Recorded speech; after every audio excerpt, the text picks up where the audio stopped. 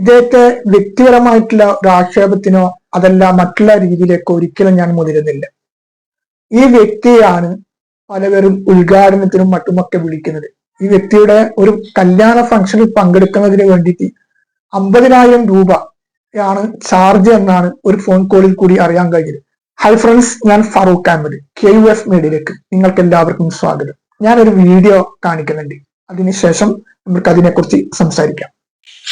Hello guys, എന്ത് സംഭവിച്ചാലും കുഴപ്പമില്ല, ഞാൻ വീഡിയോ ചെയ്യും. കാരണം എന്റെ അമ്മേനെ ഉപദ്രവിക്കാൻ ശ്രമിച്ചു സ്വന്തം അപ്പൻ ലോറൻസ് പെരേര എന്ന് പറഞ്ഞ ലോറൻസ് പെരേര മറ്റേ ഈ കഴിഞ്ഞിടക്ക് വൈറലായിട്ടുള്ള മറ്റേ ഈ മറ്റേ തകർച്ചവന്റെ മെയിൻ ആള് ഇന്ന് ഉപദ്രവം ചെയ്തു. കാരണം എന്റെ അമ്മേനെ ഉപദ്രവം ചെയ്യാൻ വേണ്ടിയപ്പോ ഞാൻ വീട്ടിൽ നിന്ന് പുറത്തേക്ക് ഇറങ്ങി പോലീസിനെ വിളിച്ചിട്ടുണ്ട്. കാരണം എപ്പോഴും പോലീസ് വിളിക്കാനില്ല. കാരണം ഇന്ന് മറ്റേ എന്റെ ഒരു കൂട്ടുകാരൻ, പേര് ഞാൻ പറയുന്നില്ല, കൂട്ടുകാരൻ വന്നപ്പോ സംശയമാണെന്ന് പറഞ്ഞ് ബഹളം വെച്ച് ഉപദ്രവിക്കാനൊക്കെ വന്നു. പിന്നെ എന്റെ ഈ ടീപ്പൊക്കെ നശിപ്പിക്കാൻ വന്നു. സ്വന്തം അപ്പം തന്നെ മേടിച്ച ടീപ്പോ, പക്ഷെ നശിപ്പിക്കാൻ ശരിയല്ലല്ലോ. കാരണം അലക്സാണ്ടർ ക്രിസ്റ്റഫറില്ല സ്വന്തം ലൈഫിൽ പ്രശ്നങ്ങളാണ്. ഈ കല്യാണം എന്ന പ്രോസസ്സ് എനിക്ക് വരാത്തൊരു സങ്കടമൊന്നുമില്ല. കാരണം സ്വന്തം അപ്പനമ്മയെ തല്ലുകൊടുത്തു 51-ാം വയസ്സിൽ.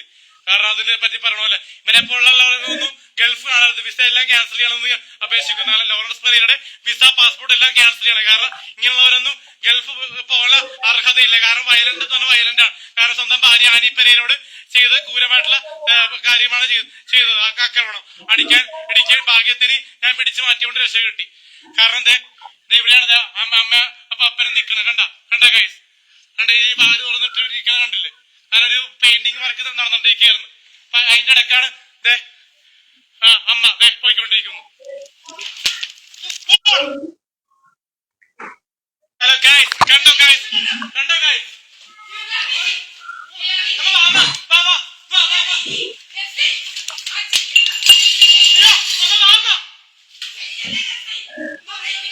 സോഷ്യൽ മീഡിയയിൽ താരമായിട്ടുള്ള ഒരു വ്യക്തിയാണിത്. ഇദ്ദേഹത്തെ വ്യക്തിപരമായിട്ടുള്ള ഒരു ആക്ഷേപത്തിനോ അതല്ല മറ്റുള്ള രീതിയിലേക്കോ ഒരിക്കലും ഞാൻ മുതിരുന്നില്ല. പക്ഷെ ഇദ്ദേഹത്തിന്റെ വീഡിയോയിൽ കണ്ടപ്പോൾ ഒന്ന് ഇതിനെക്കുറിച്ച് സംസാരിക്കണമെന്ന് തോന്നിപ്പോയി.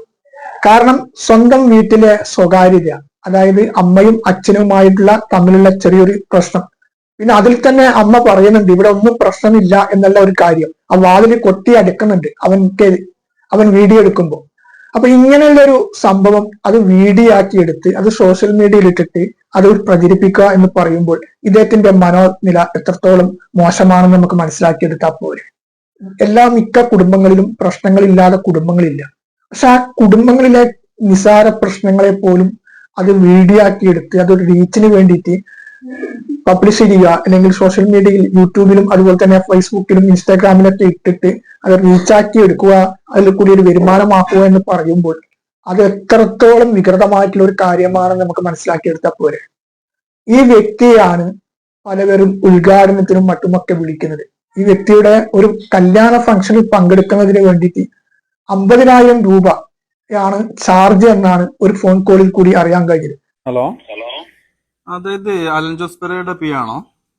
അതെ അതെ, നമസ്കാരം, പറഞ്ഞോളൂ. സാർ എവിടുന്നാ വിളിക്കുന്നത്? ഞാൻ മലപ്പുറത്ത് നിന്നാണ്. മലപ്പുറം. എനിക്ക് മൂപ്പര് ഒരു ഡേറ്റ് കിട്ടാൻ വേണ്ടി ഈ വരുന്ന 25-ാം തീയതി ഓഗസ്റ്റ്. ഈ മാസാണോ? അതെ, ഈ മാസം അതെ. ഈ മാസം ഒരു മിനിറ്റ് നോക്കട്ടെ. ഓഗസ്റ്റ് 25 ഫ്രീ ആണല്ലോ. ഒരു വെഡിങ് റിസപ്ഷൻ ആണ് മലപ്പുറം തേഞ്ഞിപ്പലം കോമരപ്പടി എന്ന് പറയും. തേഞ്ഞിപ്പലത്തിലെ. ഓക്കെ. പിന്നെ അതായത് എന്തായിരുന്നു ഫംഗ്ഷൻ? റിസപ്ഷൻ. അതെ, വെഡിങ് റിസപ്ഷൻ ആണ്. ഏകദേശം ഒരു 5,000 പേര് പങ്കെടുക്കുന്ന പരിപാടിയാണ്.